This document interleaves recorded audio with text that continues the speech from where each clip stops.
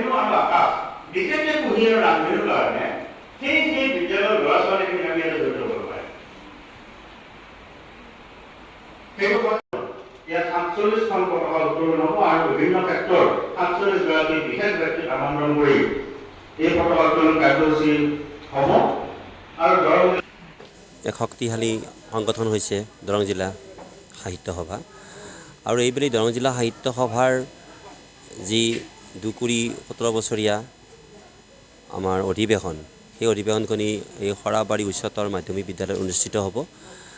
আৰু ইয়াৰ ৰাইজে এখনি সমিতি গঠন কৰিছে, আদৰণি সমিতি। সেই আদৰণি সমিতিখনৰ সভাপতি হিচাপে আজি আমি আটাইখিনিয়ে আলোচ কৰিলোঁ যে কি ধৰণে অধিৱেশনখনি আমি সাফল্যমণ্ডিত কৰিম। আৰু সৰাবাৰী অঞ্চলৰ যি ঐতিহ্য আৰু পৰম্পৰা, সাংস্কৃতিক দিশ, বৌদ্ধিক দিশ সকলো প্ৰতিফলিত হোৱাকৈ আমি অধিৱেশনখনি আমি পাতিম। আৰু মই কিন্তু এটা কথা ক'ব খুজিছোঁ, আজি সভাত কোৱা নাই যে অধিৱেশনখনি অকল দৰঙৰ মানুহে নাথাকিব। আমি বহুকেইজন বিশিষ্ট সাহিত্যিক বা শিল্পীক আমাৰ অসমৰ বিভিন্ন ঠাইৰ পৰা আমি মাতিম। আৰু সেইবাবেই অধিৱেশনখনি এটা বিশেষ আকৰ্ষণীয় হোৱাৰ বাবে মই যৎপৰোনাস্তি চেষ্টা কৰিম।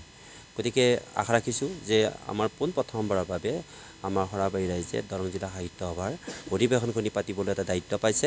সেই অনুসৰি আমাৰ সৰাবাৰী ৰাইজে আন্তৰিকতাৰ সেই অধিৱেশনখনি শক্তিশালী ৰূপত সুন্দৰভাৱে ৰূপায়িত কৰিব।